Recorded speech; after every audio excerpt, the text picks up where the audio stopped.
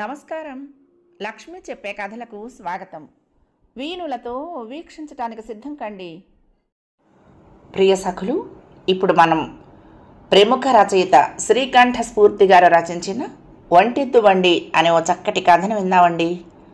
ఈ కథ 1990 నవంబర్లో ఆంధ్రప్రభ వారపత్రికలో ప్రచురింపబడింది. ఇక కథ మొదలు పెట్టేస్తున్నానండి. సిరిపల్లె జంక్షన్లో ఆర్టీసీ బస్సు ఒక్క క్షణం అలుపు తీర్చుకోవటానికా అన్నట్లు ఆయాసపడుతూ ఆగింది. కండక్టర్ కేకతో సుందరం సూట్ కేసు పట్టుకుని గబగబా బస్సు దిగాడు. బస్సు దుమ్ము రేపుకుంటూ ముందుకు పరుగు తీసింది. సాయంత్రం 5:30. శీతాకాలం పొద్దులో సూర్యుడు పడమటి కొండల్లోకి త్వరగా జారిపోతున్నాడు. సుందరం అయోమయంగా రోడ్డు మీద నిలబడి చుట్టూ కలే చూశాడు. ఆ జంక్షన్ మధ్య ఎత్తైన రావి చెట్టు ఒకటి శాఖోపశాఖలుగా విస్తరించుకొని ఉంది. చెట్టు మీద గుంపులుగా కొంగలు రెక్కలు టపటపలాడిస్తూ గోలగా అరుస్తున్నాయి. చెట్టు కింద చిన్న తాటాకుల పాకుంది. పాకలో నుంచి పొగ బద్ధకంగా పైకి లేస్తోంది. పాకలో ఎవరో మనుషులున్నట్టుగా అలికిడి వినపడుతోంది.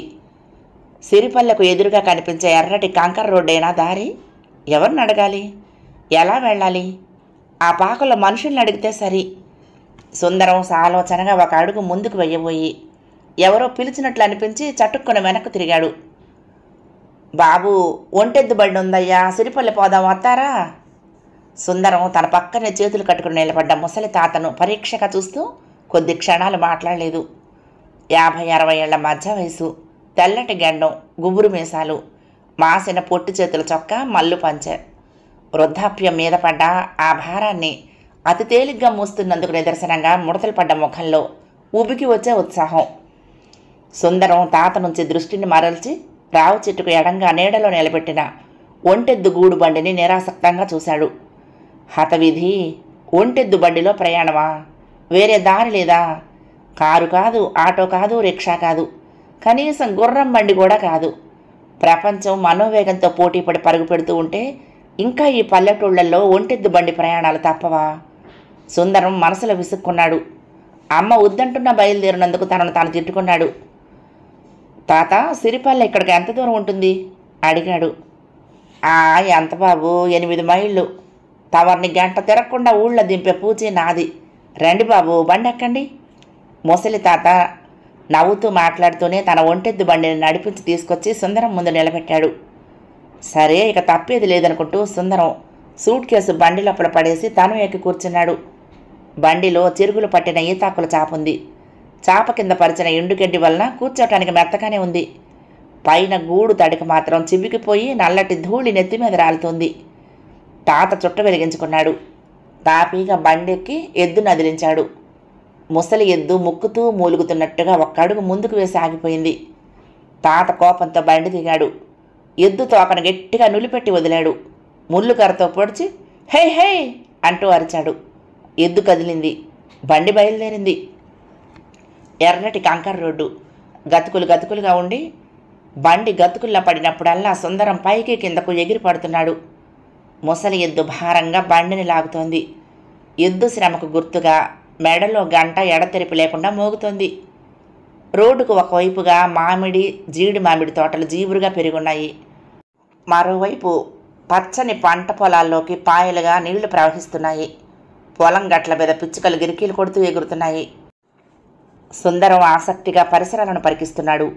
ముని చీకట్లు ముసురుకున్నాయి. కర్మసాక్షి పూర్తిగా కనుమరుగైపోయాడు. ఏ ఊరు నుంచి వస్తున్నారు బాబు? అడిగాడు తాత. హైదరాబాదు. సిరిపల్లిలో ఎవరింటికి వెళ్తారు బాబు? పరిగెల చలమయ్య గారింటికి చెప్పాడు. తాత గిరుక్కున వెనక్కు తిరిగి సుందరం మొహంలోకి చూశాడు. కుర్రాడు అమాయకంగా అందంగా ఉన్నాడు. లేత మొహం, మూతి మీద మీసాలు ఇప్పుడిప్పుడే మొలుస్తున్నాయి. వయసు 18 ఏళ్ళు దాటవు. ఎవరి బిడ్డో? సిరిపల్లెలో చలమయ్య గారు మీకేటవుతారయ్యా? తాత ఆత్రంగా అడిగాడు. మా తాతగారే. ఆయనకు ఒంట్లో బాగోలేదని టెలిగ్రామ్ వచ్చింది. నాన్నగారు తప్పనిసరిగా టూర్ వెళ్లాల్సి వచ్చింది. నేనైనా కాలేజీకి సెలవు పెట్టి అమ్మ వద్దంటున్నా వినకుండా తాతగారిని చూడాలని బయలుదేరొచ్చాను. మా తాతగారు మీకు తెలుసా? ఆయనకి ఎలా ఉంది? తెలిస్తే చెప్పవు? సుందరం ఆందోళనగా ప్రశ్నలు వేశాడు. తాత ముఖంలో రంగులు మారాయి. చాలమయ్య గారు నాకు తెల్లపోవటం ఏంటి బాబు? ఆ బాబుండే ఈది చివరే నా గుడిసె కూడా ఉంది. కనిపించినప్పుడల్లా కబుర్లు ఆడుకుంటాము, కట్టసుఖాలు చెప్పుకుంటాము. తాత గొంతులో విషాదం తొంగి చూసింది. మా తాతగారు చాలా మొండి మనిషట. నాన్నగారికి చాలా కోపం. ఎన్నిసార్లు ఆ ఊరు విడిచిపెట్టి రమ్మన్నా రాలేదని. సరేలే, ఆయన ఆరోగ్యం ఎలా ఉంది ఇప్పుడు? సుందరం బండిలో ఇబ్బందిగా ముందుకి వెనక్కి కదులుతూ అన్నాడు. ఎలా చెప్పను బాబు, ఆ మాట నీకెలా చెప్పను?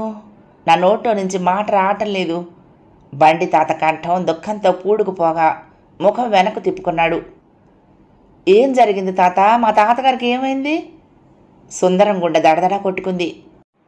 3 రోజులైనది బాబు చలమయ్య గారు మట్టిలో కలిసిపోయి. 3 కొడుకులుండి కూడా దిక్కులేని సావు భగవంతుడు నొసటన రాసినట్టున్నాడు. ఊళ్ళో ప్రెసిడెంటు పెద్దలు కలిసి ఆ బాబును బూడిద చేసేసినారయ్యా. బండి తాత కళ్ళొత్తుకున్నాడు. తాతగారు పోయారా? నిజమే? సుందరం అదిరిపడ్డాడు. తల పట్టుకుని వెనక్కి వాలిపోయాడు. అతని కళ్ళల్లో నీళ్లు సుళ్ళు తిరిగాయి.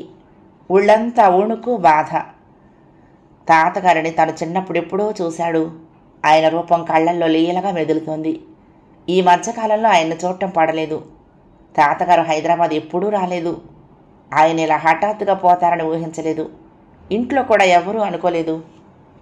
వారం రోజుల క్రితం తాతగారికి అసలు ఒంట్లో బాగుండలేదని టెలిగ్రామ్ వచ్చింది. ఆ టెలిగ్రామ్ చూసి నాన్నగారు ఆలోచనలో పడ్డారు. అప్పుడు అమ్మ కలగ చేసుకుంది. ఆయనకి ఇదేమీ కొత్త కాదు.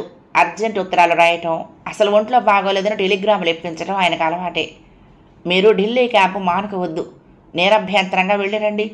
అవతల బెజవాడలో ఒక కొడుకు, కాకినాడలో ఒక కొడుకు ఉన్నారుగా, వాళ్ళకి పెద్ద ఆయన టెలిగ్రాములు ఇప్పించే ఉంటాడు.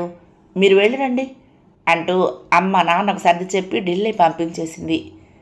ఆ తర్వాత 2 రోజులకు కాబోలు బెజవాడ బాబాయ్ నుంచి, కాకినాడ చిన్నాన్న నుంచి నాన్నకు ఉత్తరాలు వచ్చాయి. అన్నయ్య, మేము ఏవో ముఖ్యమైన పనుల్లో మునిగిపోయాము. నువ్వు సిరిపల్లె నాన్న దగ్గరికి వెళ్ళుంటావనే భావిస్తున్నాము అంటూ ఆ ఉత్తరాల సారాంశం. ఆ ఉత్తరాలు చూసి తనకు మనసు చెదిరింది. అమ్మ వద్దంటున్నా వినకుండా తాతగారిని చూడాలని తను బయలుదేరాడు. కానీ తాతగారు... సుందరానికి దుఃఖం తెరలు తెరలుగా ఊబికి వస్తోంది. తాత, నీ పేరేమిటి? సుందరం దుఃఖోద్వేగాన్ని ఆపుకుంటూ అడిగాడు. ముసలయ్య బాబు చెప్పాడు. చూడు ముసలయ్య, బండిని వెంటనే వెనక్కి తిప్పు, నేను హైదరాబాద్ తిరిగి వెళ్ళిపోతాను. తాతగారు లేని ఆ ఊరు వెళ్ళటం ఎందుకు? సుందరం గబుక్కున బండి దిగబోయాడు.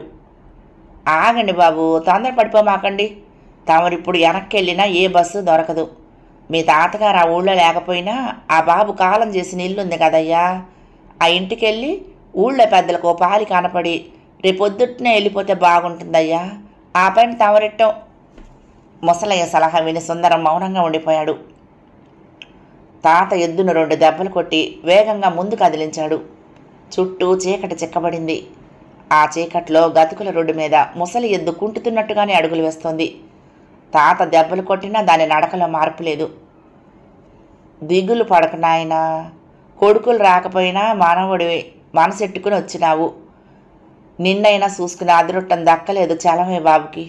ముసలయ్య సుందరాన్ని ఓదారుస్తూ అన్నాడు. ముసలయ్య, మా తాతగారు మొండిగా ఈ ఊళ్ళోనే ఎందుకు ఉండిపోయారంటావు?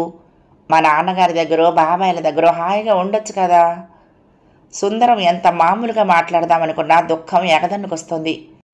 గొంతు జీరగా ధ్వనిస్తోంది. నిజమే బాబు, పుట్టి పెరిగిన గడ్డ వదిలిపెట్టడం ఆ బాబుకి ఎట్టం లేదు కాబోలు. ఎప్పుడూ గడప దాటలేదు. మడిసి కట్టజీవి. ఉన్న 4 ఎకరాలు అమ్మి కొడుకుల్ని చదివించాడు. ఆళ్ళ బాగోగుల కోసమే బతుకు ఎల్లదీశాడు. కొడుకులకి రెక్కలొచ్చి ఎగిరిపోయి కట్టుకున్న ఆడదానికి కాలం సెల్లిపోతే గుండె రాయిసేసుకుని తన గూడులోనే ఉండిపోయాడు. కొన్ని బతుకులు అంతే నాయనా. ముసలయ్య చనిపోయిన చలమయ్య కబుర్లు సానుభూతిగా చెప్పుకుపోతున్నాడు. సుందరం బాధగా, స్వాంతన చెందని హృదయంతో తాత మాటలు నిర్లిప్తంగా వింటున్నాడు. అతని కళ్ళల్లో తాత చిన్నప్పటి రూపమే అస్పష్టంగా కదులుతోంది. సిరిపల్లె దగ్గరకొచ్చినట్లుగా దూరంగా ఊరి దీపాలు మినుకు మినుకుమంటూ కనపడసాగాయి. ఎవరో 2 మనుషులు మాట్లాడుకుంటూ బండి పక్కగా నడిచి వెళ్ళిపోయారు. రోడ్డు పక్క పొలాల్లో నుంచి పేరు తెలియని పెట్టేదో కీచుకీచుమంటూ అరుస్తోంది. సుందరం మనసు తాత మరణ వార్త జీర్ణం చేసుకోలేక మౌన ఘోషతో ఏడుస్తుంది.